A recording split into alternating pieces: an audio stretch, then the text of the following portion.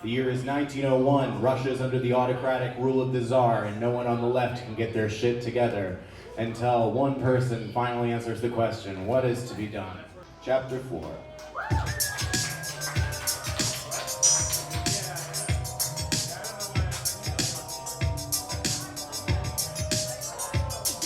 The workers in Russia have woken up fast, but parts of the movement are stuck in the past. This consciousness in embryo is sick not from wasting, but cancerous growth. Students march to war with marks like peasants from the plow.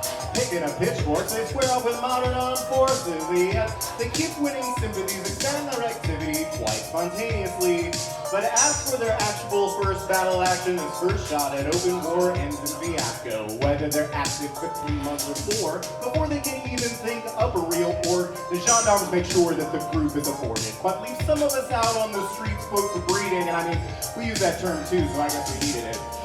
One can only wonder at how vital we still are as a movement, deeply rooted and we strike despite the Tsar, but there's a fungus among us from stewing too assiduously in our own juices, and I gotta say the very fact that you would accuse us and even choose to phrase it like we're pushing on the movement from outside, well that just proves it. You drag our revolutionaries back and you worship amateurishness. Our worst sin is by our primitiveness. The workers lose faith in us and we cause raised with carelessness. With your narcissus like superciliousness, you gazing off on the working class masses, posteriors.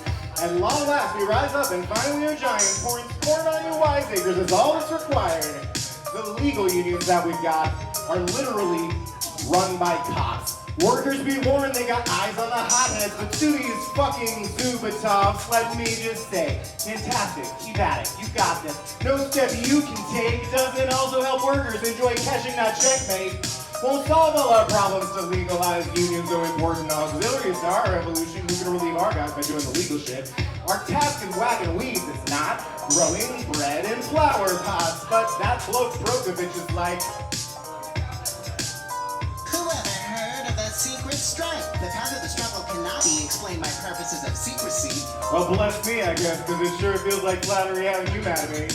Cops make a secret of strikes all the time. Let's lose the delusional compunctions about crime. Centralize our secret functions and specialize. I would never dare deny you did all you could do, but your possibilities are limited by your worldview. Executive groups equal social democracy. Economist deviancy sure would be hard for me to show off more glaringly. Red tape and top-heavy, recent bureaucracy. You can't have an open vote in an autocracy.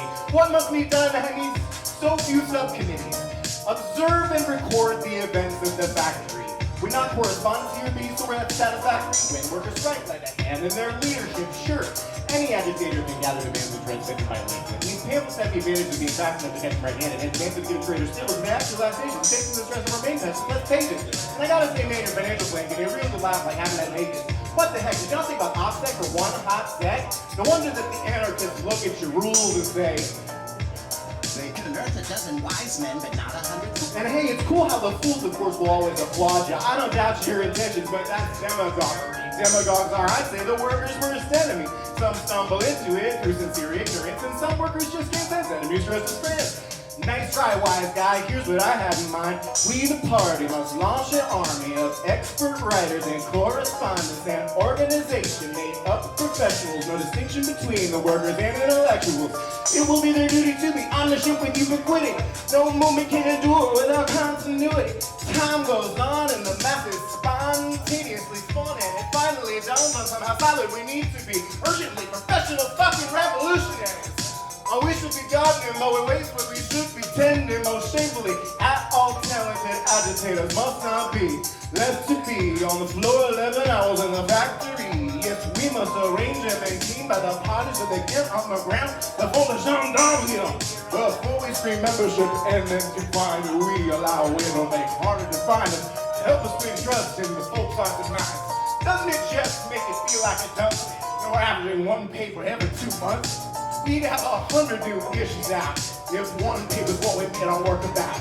If our paper's to be the tribune of the people, our beat is outstanding and typical evils.